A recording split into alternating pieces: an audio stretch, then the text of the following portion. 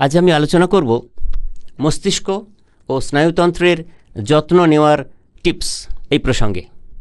আমাদের মস্তিষ্ক বা ব্রেন আর স্নায়ুতন্ত্র মানে স্পাইনাল কর্ড সিস্টেম, এটাই তো আমাদের শরীরের খুব অত্যাবশ্যকীয় অতি প্রয়োজনীয় অঙ্গ। তো এদের সুস্বাস্থ্য খুব জরুরি। আমি টিপস আকারে সংক্ষেপে অনেকগুলো পয়েন্ট আলোচনা করব। এগুলো আপনারা যদি চর্চা করতে পারেন তাহলে সার্বিকভাবে আপনার মস্তিষ্ক চর্চা বৃদ্ধি পাবে এবং আপনার স্নায়ুতন্ত্র খুব ভালো থাকবে। আমি প্রথমেই বলবো ঘুমের কথা। দিনে 7-8 ঘন্টা ঘুমোতে হবে। এই যে লেপটিন, যে হরমোনের ইন্ডাকশানে আমাদের ঘুম হয়, সেটার সিক্রেশন যাতে আমাদের শরীরে যথাযথ থাকে সেজন্যে প্রচুর পরিমাণে অ্যান্টিঅক্সিডেন্ট সমৃদ্ধ খাবার খেতে হবে, যার মধ্যে আমলকি, কাঁচা হলুদ এসব খাবারগুলো আছে, ডার্ক চকলেট এসব আছে। তো ঘুম হচ্ছে দুটো জিনিস। ঘুমের স্লিপ কোয়ালিটি ইমপ্রুভ করতে হবে, স্লিপ সাইকেল রেগুলেট করতে হবে। তো সেগুলো যদি করেন এবং প্রত্যেক দিন 7 থেকে 8 ঘন্টা আপনার ঘুম ঠিক থাকে, তাহলে কিন্তু মস্তিষ্ক যখন ঘুমের পরিবেশে থাকবে তখন আমাদের মস্তিষ্কের মধ্যে প্রসেসিং হয়, ব্রেন প্রসেসিং হয়। যেসব ইনফরমেশন আমরা নলেজ হিসেবে কনভার্ট করতে চাই সেগুলো প্রসেসিং হয়। আমাদের থট প্রসেসের যা কিছু অ্যাক্টিভেশন সব কিন্তু ঘুমের মধ্যেই হয়। সেজন্যে যথাযথ ঘুম খুব প্রয়োজন। আপনারা তো জানেন যে ধরুন ঠিকভাবে রাত্রিবেলা ঘুম না হলে সকালবেলা উঠে শরীর কেমন লাগে, আনরিফ্রেশড লাগে। তো সেজন্যে সবচেয়ে প্রথমে দরকার ঘুম। এটার ব্যাপারে কখনোই কম্প্রোমাইজ করবেন না। আজকাল অনেকেই দেখা যাচ্ছে যে এই সোশ্যাল মিডিয়ার যুগে মানে ঘুমের আগে অনেকেই উত্তেজক ভিডিও দেখছেন, অনেকক্ষণ ধরে ফেসবুক অন্যান্য সোশ্যাল মিডিয়া প্ল্যাটফর্মে সময় কাটাচ্ছেন, যার ফলে যখন ঘুমোতে যাচ্ছেন তখন অটোমেটিক রাত্রি 2-3টে বেজে গেছে এবং যথারীতি ঘুমের দফারফা। তো sleep cycle, slip quality regulate করতে হলে ঘুমের সময় আপনাকে একটা নির্দিষ্ট করে নিতে হবে যে আমি রাত্রি 11টায় শোবো মানে 11টাতেই শোবো, আবার আমি সকালবেলা 6 ঘন্টা 7 ঘন্টা হিসেব করে 5টা আবার 6টায় উঠবো। এই রুটিন দেখুন, সেলফ ডিসিপ্লিন এটা কিন্তু করতেই হবে জীবনের সব কিছুর ক্ষেত্রে, তেমনি ঘুমের ক্ষেত্রেও যদি এই রুটিনটি আপনি ফলো করেন এবং সেই অভ্যেসের বশবর্তী হয়ে আপনি চলেন, তাহলে দেখবেন আপনার ঘুম যথাযথ হচ্ছে এবং যেটা স্নায়ুতন্ত্র এবং মস্তিষ্ক চর্চা করার জন্যে খুবই দরকারি। মস্তিষ্ককে ভালো রাখার জন্যে দরকার স্ট্রেস, টেনশন, অ্যাংজাইটি থেকে মুক্ত থাকা। তো স্ট্রেস, টেনশন, অ্যাংজাইটি থেকে মুক্ত থাকার জন্যে অনেক স্ট্র্যাটেজি আছে, আপনারা জানেন। তো এই প্রসঙ্গে আমি বলবো যোগা, মেডিটেশন, প্রাণায়াম এবং ধর্মীয় চর্চা। যিনি যে ধর্মেই বিলং করুন না কেন, নিজের মতো করে ধর্মচর্চার সঙ্গে জড়িত থাকুন। মেডিটেশন যারা একেবারে নতুন তারা গাইডেড মেডিটেশন প্র্যাকটিস করুন।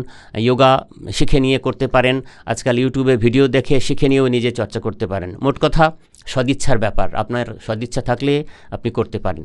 তো মস্তিষ্ক চর্চা, মস্তিষ্ক এবং স্নায়ুতন্ত্র ভালো রাখার জন্য কিন্তু স্ট্রেস, টেনশন, অ্যাংজাইটি মুক্ত থাকাটাও খুব ভীষণভাবে জরুরি। এরপর বলবো জল খাওয়ার কথা। পর্যাপ্ত পরিমাণে জল খেতে হবে। অনেকে কাজের চাপে অনেকটা সময় জল না খেয়ে কাটিয়ে দেন, অনেকের হয় না, যারা বিভিন্ন কর্মস্থলে কাটান বা অন্যান্য অনেক পরিস্থিতির কারণে সঙ্গে জল থাকে না, জল পাওয়া যায় না। তো কথা হচ্ছে যে জল অন্তত খেতে হবে 2.5 থেকে 3 লিটার। কেননা জল আমাদের শরীরে 60% জল, আমাদের মস্তিষ্কে কিন্তু 80% জল।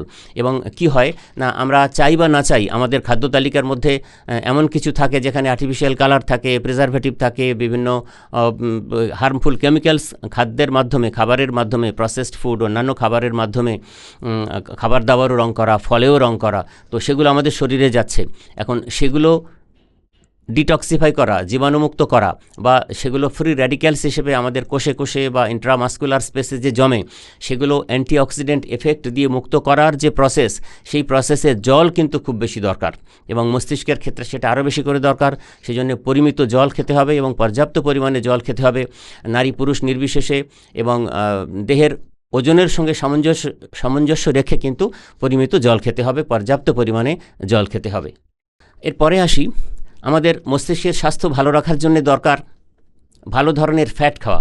তো স্বাস্থ্যকর ফ্যাট খেতে হবে, যেগুলোকে আমরা ট্রান্স ফ্যাট বলি। সেগুলো বিভিন্ন ইন্ডাস্ট্রিয়াল অয়েলে পাওয়া যায়, মার্জারিনে থাকে এবং অন্যান্য অনেক জায়গায় থাকে। যে খাবারগুলো একেবারেই স্বাস্থ্যকর নয় সেগুলো খাওয়া বন্ধ করতে হবে। পরিবর্তে মনোস্যাচুরেটেড ফ্যাট খেতে হবে। যেমন ধরুন ওমেগা 3 ফ্যাটি অ্যাসিড আমাদের বিভিন্ন ধরনের ডিপ সি ফিশ, নোনা মাছে পাওয়া যায়। তো এমন ফ্যাট খেতে হবে যে ফ্যাটগুলো আমাদের মস্তিষ্কের কাজকর্ম ঠিকঠাক রাখতে সাহায্য করে। সেজন্যে ট্রান্স ফ্যাট খাওয়া বন্ধ করে মনোস্যাচুরেটেড ফ্যাট সমৃদ্ধ খাবার দাবার আমাদের খাদ্য তালিকায় রাখতে হবে যদি আমরা আমাদের মস্তিষ্ক এবং স্নায়ুতন্ত্রকে রক্ষা করতে চাই। এবার আমি বলবো যে মস্তিষ্ক চর্চার জন্যে, মস্তিষ্কর স্বাস্থ্য ভালো রাখার জন্যে আমাদের নতুন কিছু চর্চা করতে হবে। সবসময় মস্তিষ্ককে আপনি নতুন কিছু যদি প্রোগ্রামিং দেন, সে সেটা গ্রহণ করে এবং চ্যালেঞ্জ হিসেবে গ্রহণ করে সেটার পেছনে এগোয়। তো সবচেয়ে ভালো আমরা বলি যে বিভিন্ন ধরনের গেমস আছে, পাজলস আছে, সুদোকু আছে, কিন্তু মস্তিষ্ক চর্চার জন্য সবচেয়ে ভালো বলা হয় যে বিদেশি ভাষা শেখা, নতুন একটা ভাষা শেখা, এছাড়াও গান বাজনা শেখা, কোনো ইনস্ট্রুমেন্ট শেখা, এগুলো তো আছেই। সুবিধামতো যদি এগুলো চর্চা করা যায় তাহলে মস্তিষ্ক চালনা বৃদ্ধি পাবে, আমাদের নতুন নতুন মেমোরি সেল তৈরি হবে এবং আমাদের মস্তিষ্কের কর্মক্ষমতা বৃদ্ধি পাবে, আমাদের সাবকনশিয়াস মাইন্ড আরও অনেক বেশি রিপ্রোগ্রামড হবে। এরপরে বলবো, একা একা বাঁচার চেষ্টা করবেন না, তাতে মস্তিষ্ক চর্চা ব্যাহত হয়। তাতে কি হয় না, মস্তিষ্কের যে মাইলিন শীত সেগুলো ক্ষতিগ্রস্ত হয়, আর মাইলিন শীত ক্ষতিগ্রস্ত হলে সার্বিকভাবে মস্তিষ্কের যে হোয়াইট ম্যাটার গ্রে ম্যাটার এই ট্রান্সমিশন মেকানিজম, যেটার মাধ্যমে আমাদের মস্তিষ্কের যে হায়ার কগনিটিভ ফাংশনস, কগনিটিভ যে যত ধরনের কাজকর্ম আছে সেগুলো সম্পাদিত হয়, পজিটিভ নেগেটিভ ইমোশনসগুলো কন্ট্রোলড হয়, রেগুলেটেড হয়, সেগুলো বাধাপ্রাপ্ত হবে। তো সামাজিকভাবে আপনাকে বাঁচতে হবে। তো সামাজিকভাবে বলতে শুধু ফ্যামিলি নিয়ে নয়, আপনি যেখানে বাস করেন সেখানে কোনো স্থানীয় এনজিওর সঙ্গে সময় সুযোগ করে একটু কাজকর্ম করুন। কেননা আপনি যদি অন্য মানুষের সাহায্যের জন্য নিজের কিছুটা সময়, কিছুটা অর্থ ব্যয় করেন, তাহলে মানসিকভাবে আপনি অনেক চাঙ্গা থাকবেন এবং সামাজিকভাবে যুক্ত থাকবেন বিভিন্ন ভালো কাজের সঙ্গে। তার থেকে যে ফিল গুড এফেক্ট হবে, তার কারণে আপনার শরীরে হ্যাপি হরমোন যেগুলো ডোপামিন, সেরোটোনিনের সিক্রেশন বাড়বে, এন্ডরফিন নামক ফিল গুড হরমোনেরও সিক্রেশন বাড়বে এবং স্বাভাবিকভাবেই আপনার মন মানসিকতা অনেক সমৃদ্ধ হবে এবং পাশাপাশি আপনার মস্তিষ্ক ও স্নায়ুতন্ত্র সুস্থ এবং অটুট থাকবে। এরপরে বলবো কয়েকটা খারাপ অভ্যাসের কথা। আমাদের অনেকের অনেক কিছু কিছু খারাপ অভ্যাস আছে, সেগুলো ত্যাগ করতে হবে। যেমন স্মোকিং, নেশা, অনেকেই খুব আলস্যপ্রবণ দিন কাটান, খুব কুঁড়েমির মধ্যে কাটান, কাজ থাকলেও কাজ করতে চান না। তো কর্মক্ষম জীবন কাটাতে হবে। সমাজ জীবনে অনেক কাজ আছে, ফ্যামিলির অনেক কাজ থাকে, এরপরেও আপনি অন্য মানুষের সেবায় নিজেকে নিয়োজিত করতে পারেন। তো এক কথায় খুব অ্যাক্টিভ জীবনযাপন করতে হবে আর যে কোনো ধরনের নেশা থেকে মুক্ত থাকতে হবে। আজকাল এক নতুন নেশা হয়েছে, ভয়ঙ্কর মারণ নেশা, সেটা হচ্ছে সোশ্যাল মিডিয়া অ্যাডিকশান। তো এই যে mobile addiction, social media addiction, এগুলো থেকে মুক্ত থেকে এই ভার্চুয়াল জগতের ফাঁদ থেকে বেরিয়ে আপনি যদি বাস্তব জগতে বাঁচেন, আপনার প্রতিবেশী, আপনার পাশের মানুষ, আপনার আত্মীয় স্বজন সবাইকে সাহায্যের জন্য আপনি হাত বাড়িয়ে দেন। আসলে আমরা তো ইন্টারডিপেন্ডেন্ট, পরস্পর নির্ভরশীলভাবে সমাজে বাঁচি। তো অন্যের সেবায়, অন্যের সাহায্যে যদি আপনার প্রাণ কাঁধে আপনি যদি এগিয়ে আসেন, তাহলেও কিন্তু আপনার ব্রেনের অক্সিজেন সাপ্লাই বাড়বে, আপনার ব্রেনের নিউরো ট্রান্সমিটার সিস্টেম চাঙ্গা থাকবে এবং ফলত আপনার মস্তিষ্ক এবং স্নায়ুতন্ত্র যথাযথভাবে সুস্থ থাকবে। প্রসঙ্গ শেষ করব একটা কথা বলে যে সৎভাবে বাঁচুন এবং জীবনের লক্ষ্যকে সামনে নিয়ে ধ্রুবতারার মতো এগিয়ে চলার চেষ্টা করুন।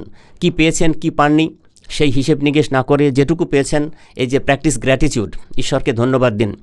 অনেক পাস্ট সাকসেস আপনার ছোট ছোট আছে, সেগুলোকে মাথায় রেখে আগামী যে আপনার কর্মপ্রণালী সেগুলোর দিকে এগিয়ে যান এবং সেগুলো করতে গিয়ে আপনি সমাজে নিজের ইম্প্যাক্ট, আপনি একটা কথায় বলে না যে যত আপনি কালকে বেঁচে থাকবেন কিনা আপনি জানেন না, কিন্তু আপনি এমন পড়াশোনা করুন, এমনভাবে নিজেকে তৈরি করুন আপনার জীবনে যাতে আপনি মরে যাওয়ার পরেও কিন্তু সমাজে তার ছাপ থাকে, আপনার চলে যাওয়াটা সমাজ ফিল করে। তো তার জন্য আপনাকে তৈরি হতে হবে, লিডার হতে হবে সমাজের ভালো কাজের জন্যে। তো today you are reader, tomorrow you will be a leader. তো পড়াশোনা করতে হবে। পড়াশোনা হচ্ছে রিড ফর সাকসেস। পড়াশোনা যত করবেন তত আপনি শিখবেন, আর শিখলে তবেই আপনি মানুষকে শেখাতে পারবেন, মানুষের সেবায় নিয়োজিত হতে পারবেন। এতেও কিন্তু যত বেশি পড়াশোনা করবেন তত আমাদের মস্তিষ্ক চালনা তীব্র হয় এবং আমাদের মস্তিষ্কের কর্মক্ষমতা বাড়ে, আমাদের ব্রেনের রিটেনশন ক্যাপাসিটি বাড়ে, আমাদের মেমোরি স্প্যান বাড়ে। সব মিলিয়ে আমাদের মানসিক স্বাস্থ্যর ভালো থাকার পাশাপাশি মস্তিষ্ক এবং স্নায়ুতন্ত্রের স্বাস্থ্য বজায় থাকে। এই যে 10টি প্রসঙ্গ আমি খুব সংক্ষেপে আলোচনা করলাম, এগুলো চর্চা করা আমাদের প্রত্যেকের পক্ষে সম্ভব। তো আমাদের মস্তিষ্ক এবং স্নায়ুতন্ত্রকে ভালো রাখার জন্যে এই চর্চাগুলি যদি আমরা কনসিস্টেন্টলি করতে পারি, তাহলে আমরা সুস্থ সুন্দর জীবনযাপন করতে পারব। ধন্যবাদ।